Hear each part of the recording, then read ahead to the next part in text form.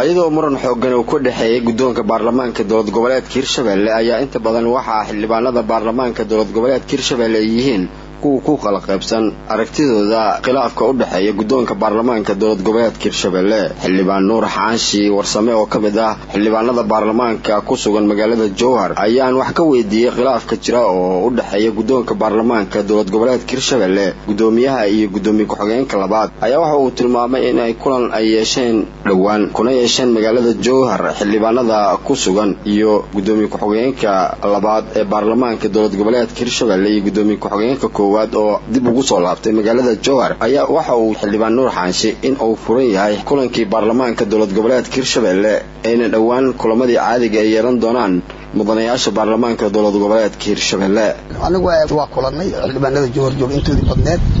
arrinkaas anagoo rabna bal inaan wax ka ogaano waatii uu hadlay waatuu maasay soo diray gudoomiyaha baarlamaanka uu baarlamaanku xiran yahay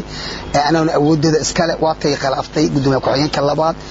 anagoo arrintaas rabna inaan bal wax ka jira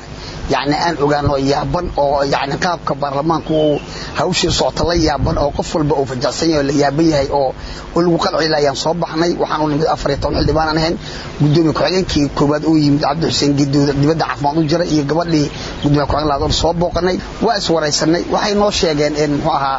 يعني إن برلمان كو الشقيق دون هذا الله يبغى ما سيفي ترين يعني اللي ليه برلمان كو صوده ما أنت 4 صوص تبيش توكل كو أدي كدالد لكن همور وقت جدي فلانتاه واي وضع حلبان البرلمان كو إن لا حساب تمام قدوم كود إن لا حساب تمام إن كدول استاجان يعني وحي الله إدمضي إن كدول استاجان أرنك صواص هذا هذا الله يدمو waxaana soo bixi doona yani waxyaalo ay dadweynuhu ku qanacaan hadaalid warkan ka soo yeeray xildhibaan Nuur Xaanshi Warsame oo kamid ah mudanayaasha baarlamaanka dowlad goboleedka Hirshabelle ayaa waxa uu imaanaya xilli hadooyinkii la soo dhaafay uu jiray khilaaf u dhaxeeya gudoomiye ku-xigeenka labaad ee baarlamaanka dowlad goboleedka Hirshabelle